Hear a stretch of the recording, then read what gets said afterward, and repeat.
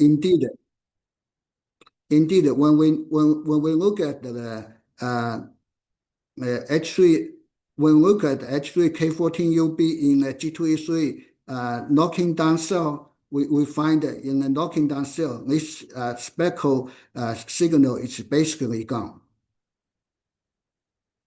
So next, we test what could be the effect of this H3K14 ubiquitination on the histone modifications. And the result, as shown here, what do we find is either it's knocking down of G2E3 or knockout of G2E3. What do we find is actually only one specific histone modification is affected. That is H3K9 trimethylation, as shown here. When knocking down or knockout, the H3K9 trimethylation level goes down significantly, whereas all other histone methylation we have tested show no effect. And this result is also confirmed by the IF staining as shown here. In this knocking down cell, you can see the nice H3K9 foci is significantly decreased. And similarly, we find that when knocking down the G2E3, the speckle pattern of SUA39H2 is basically gone. So indicating this H3K14 ubiquitination somehow is required for SUA39H2 to localize to the heterochromatin region, and also required for the H3K9 methylation in the pericentromeric heterochromatin.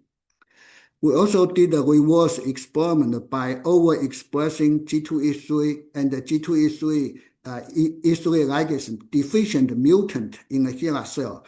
And what showed here is that the overexpression of a wild type G2E3 specifically enhanced or elevate the level of H3K9 trimethylation, whereas the mutant did not have an effect. And also overexpression have no effect on other type of histone modification. I should also point out that either it's knocking down or knockout or overexpression of G2E3 have no effect on the protein level of SUA39H1, H2, or ZDB1. Okay, so indicating actually an effect histone H3K9 methylation by a mechanism independent on regulation of protein level. What showed here is IF staining when we overexpress G2E3 in the NH3T3 cell, you can see significantly increased speckle pattern of H3K9 methylation in compared to the untransfected cell, whereas the overexpression of E3 deficient mutant has no effect. And also from this IF staining, we can see overexpression of G2E3 have no effect on the mono and the dimethylation of the K9, and also have no effect on the mono, di, and trimethylation of the K4. So the next question is how G2E3 actually promote H3K9 methylation. So actually we did quite some experiment to rule out the possibility that G2E3 affect the histone demethylation activity. And what we show here is actually H3K9, G2E3 promote H3K9 methylation by the SUA39H1, H2, or in other words, dependent on the SUA39H1 or H2. So what we did here is actually we knock out either H1 or H2 or both in HeLa cell. And what we find is that when we knock out H1, actually it has very minor effect on the overall level of H3K9 trimethylation, whereas knock out H2, you see more significant effect. However, if we knock out both, the histone H3K9 trimethylation level goes down to only about 10% of the wild type level. And using this knockout cell, we ectopic overexpress G2E3, and we find actually in the wild type, of course, overexpressed G2E3 can promote H3K9 trimethylation, while not actually in H1 knockout, we still can see that. H2, basically, we don't see much of stimulation. And if both is knockout and overexpression, G2E3 have no any effect on H3K9 methylation. Similarly, we're using a MEF cell which have SUA39H1, H2 double knockout. This cell line is kindly provided Thomas Jiemin's group, and we find actually overexpressed G2E3 in this cell. We do not see any increased H3K9 methylation. So indicating G2E3 promotes H3K9 methylation in a SUA39H1, H2 dependent manner. So next, we look at the cell cycle. The cell cycle. Let's say H3K14 ubiquitination in the cell cycle.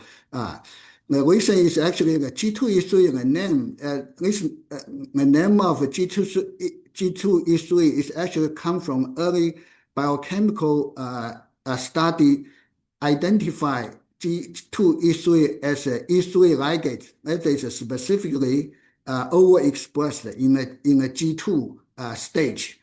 And as shown here, when we look at using a probe H3K14ub, we see H3K14ub level goes up from S phase and reach the highest level at the G2M phase, which is consistent with what is known about the G2E3 expression. And indeed, in the G2E3 knockout cells, we see actually this G2M phase H3K14ub is essentially gone. The S phase, actually this modification is come from another enzyme called UHF1, which we have been studying for quite a while for DNA methylation. And I should thank one of the review for a very constructive comments during let's say our review our paper, because at the time we do not have antibody that can detect the endogenous G2E3, so therefore we don't exactly know the G2E3 expression pattern in the cell. So the review would suggest us to knock in attack into the, let's say, wild type G2E3 locals. So we did that experiment by knocking in a 3 HA tag into the N terminus of the G2E3, into the C terminus of G2E3, and then we check the level of G2E3 as shown here. Indeed, the G2E3 is highly expressed in the G2M phase, and which match nicely with the H3, the highest level of H3K14ub in the G2M phase. So next, we look at how H3K14ub and also G2E3 associate with the mitotic chromosome. As shown here, actually H3K14ub is associated with the mitotic chromosome from the beginning. So from the G2M phase to the pro-mag phase and to the tail phase, you can see actually H3K14ub is there. When we use our HA knock-in cell line, what we find is that actually G2E3 protein is also associated with the mitotic chromosome all the way in the G2M phase. And this analysis it's important because actually the SUA39H1, SUA39 and the HP1 is known to, let's say, dissociate from a mitotic chromosome during the metaphase as shown here. This is reported by others. We just simply confirm the result. As shown here, you see the SUA39H2 and as well as HP1 is not associated with the metaphase mitotic chromosome, and then later on at the anaphase it started to associate and then become stronger. So this actually is required for re-establishment of H3K9 methylation. And in the G2E3 knockout, what we see is actually this reassociation of SUA39H2 with the mitotic chromosome is significantly diminished. And similarly, HP1 alpha association is also significantly diminished, indicating the G2E3 and its catalyzed H3K14ub is actually required for the recruitment of reassociation of SUA39H2 and including H1 to the mitotic chromatin in the late G2M phase. And then, of course, the question is how G2E3 itself associated with mitotic chromosomes. At this stage, we don't have a clear answer, but what we do know is this association it appears to be dependent on the RNA. Because if we treat the cell with the RNA-SA, then we see the G2E3 association with the mitotic chromosome is gone. And also by qPCR analysis, we find that G2E3 is highly associated with the alpha satellite RNA, which is derived from pericentromeric regions. So the results so far suggest that H3K14ub has a role in recruitment of SUA39. So the question is how it does. And what do we find as shown here is actually the chroma domain of SUA39H. Initially, it started to recognize only H3K9 trimethylation. And actually, what do we find is that the chroma domain actually is a reader for H3K14ub. Actually, it's bind better to H3K14ub than to the H3K9 methylation. But of course, actually, the chroma domain it can recognize dual modification of H3K14ub and the trimethylation. So with the presence of both modification, it actually shows the highest binding affinity. Although I will not get into this detailed data. And this actually, we actually spend quite some effort to identify the mutant. For example, as shown here, for example, these two mutants, W60A and W70A, is deficient in the binding of H3K9, and whereas D54A and W78, this mutation actually abolishes both binding of H3K9 and H3K14ub, and this one specifically abolishes the binding of H3K14ub, whereas this one is actually specifically deficient in binding of H3K9 methylation. And we analyze the association of this mutant with the heterochromatin as shown here. D54A mutation is significantly impaired in association with the G2E3 or the heterochromatin, whereas the K60A mutation, which is deficient in binding of H3K9 methylation, actually show quite a nice co-localization, indicating actually the association with the pericentromeric heterochromatin is largely dependent on the binding of H3K14ub. So then we went on to analyze what is the global effect or the genome-wide effect of loss of G2E3 on H3K9 methylation and H3K14ub. As shown here, of course, knockout the G2E3 led to a significant reduction of H3K14ub as we would expected. And what we find is also for those highly methylated regions, knockout of G2E3 also result in a significant reduction of H3K9 methylation as shown here. And this region actually is highly enriched at the pericentromeric region as shown here. You can see the H3K9 methylation, which is quite high in the pericentromeric region. After knockout of G2E3, the level goes down significantly, and those are just the pattern supporting the conclusion here. However, the G2E3 is not required for the H3K9 methylation in the retrotransposon area as shown here. So here, basically, for many different type of virtual transposon, we find actually the knockout of G2E3 have no significant effect on K9 methylation. And as a matter of fact, actually we do see a slightly increased H3K9 methylation in those virtual transposon area as shown here. Another interesting or surprising finding is actually shown here. Although I said after knockout G2E3, the overall level of H3K9 methylation goes down.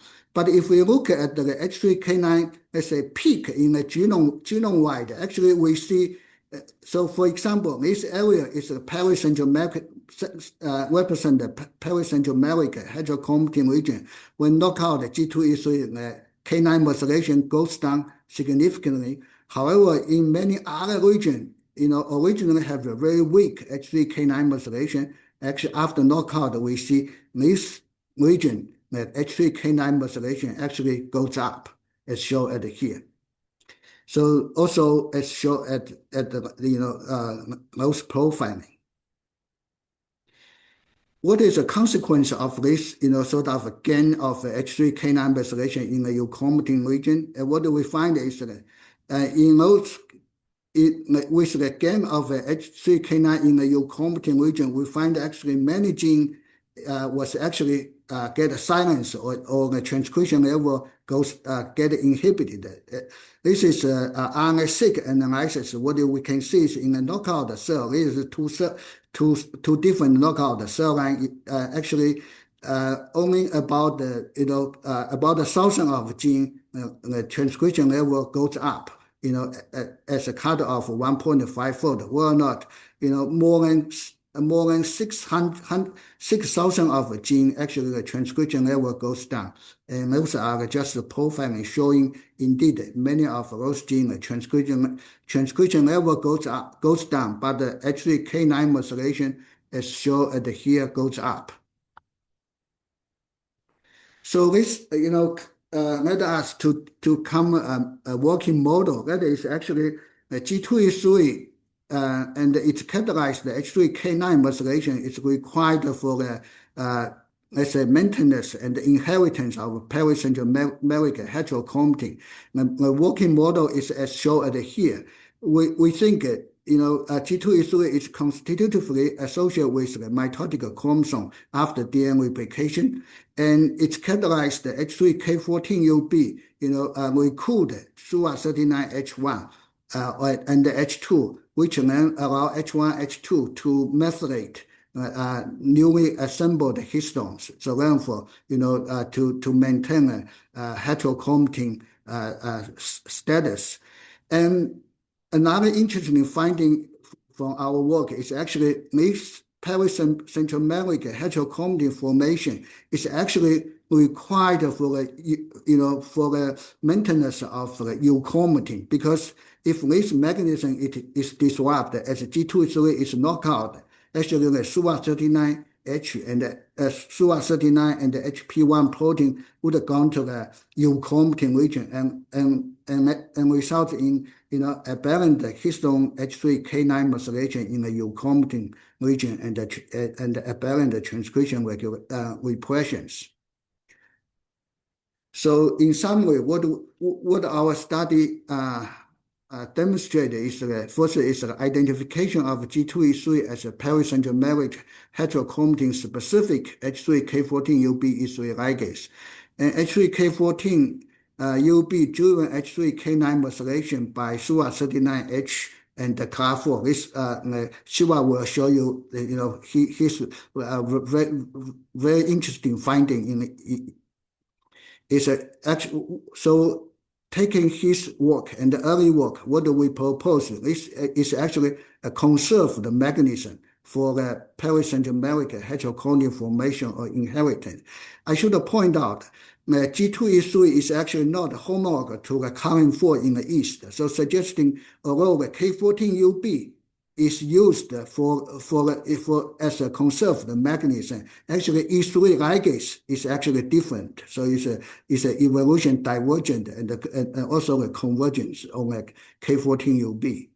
And we demonstrated SUA39H chromodomain is actually dual reader of H3K14ub and H3K9 methylation. And also, our study indicated appropriate formation of a pericentromeric heterochromatin is actually required for the maintenance of euchromatin status and function.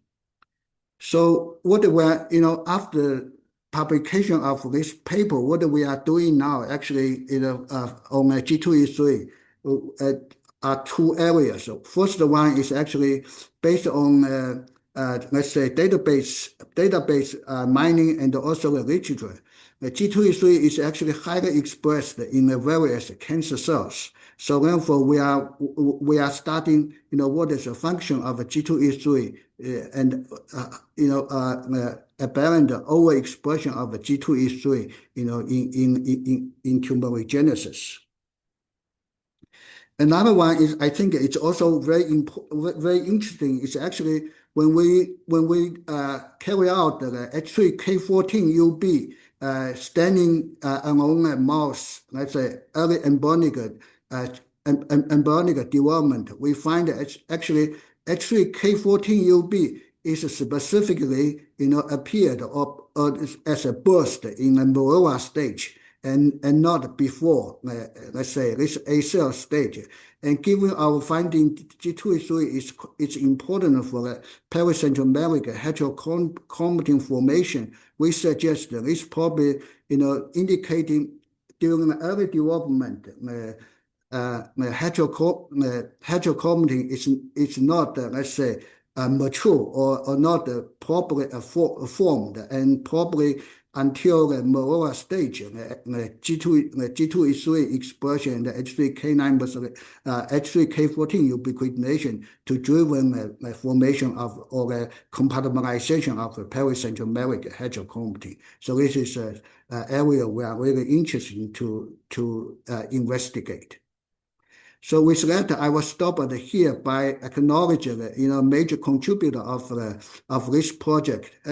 So Yuan Yonghuang and Yimei Sun, and in my lab, and also Hongyuan Qi in Dr. Chen's lab, and also Quan Wong in Dr. Hang's lab, actually are co-first author of this published paper, and I think this is a cooperative effort, from three labs, so from our lab, and also Degui's lab, and also Jingdong's lab. So I'm really thankful to for their support.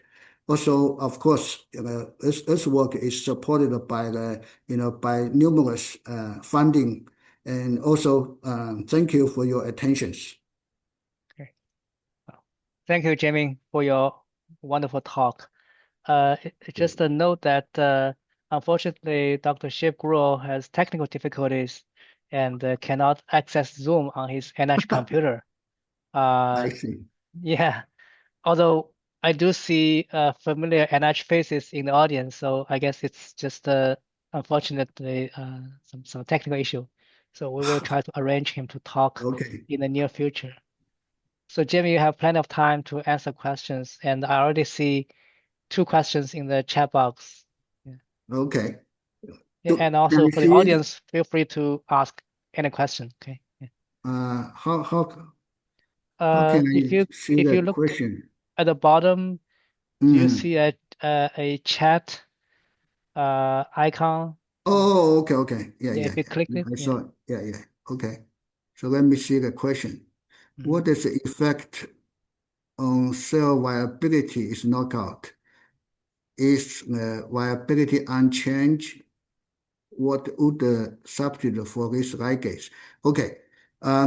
Actually, when G2E3 is knockout, due to the, let's say, defect of pericentromeric heterochromatin, we do see some, let's say, aberrant cell division. So, for example, you will see more, let's say, also like loss of a chromosome and uneven distribution of a chromosome. So it does have a phenotype. And also, I should point out that G2E3 knockout mice are most embryonic lethality, although a few mice do, get a bond and actually appear to be relatively normal. And this could be due to the presence of PHF7. That is, in function, is quite similar to the G2E3, although we are still testing that. Next question comes from Barrett. Yeah. Oh, okay. So it's Uh, so can I ask? Hi. Go ahead. sure. Yeah. Yeah. Hi, Jiemin. It's nice meeting you. I'm just wondering if you have checked if there are more targets of G2E3 other than K14ub that could affect the heterochromatin formation. Okay. Yeah. We actually we check on all histones. For example, we actually compare H3, H4, H2A, H2B. G2E3 only ubiquitous in H3. That's for sure. And although we have not tested on link histone, of course, we could not rule out the possibility that the G2E3 could also ubiquitous in other non-histone proteins. Okay. Okay. Thanks. You're welcome. Yeah. There are more questions in the chat box. Oh, okay. Oh, Yunbao, thank you so much. It's glad to see you. So I wonder if overexpression of suvastatin also led to similar change in euchromatin expression. Yeah, actually, that's a good question. We haven't done that experiment. Maybe someone have done those experiments and can share the results.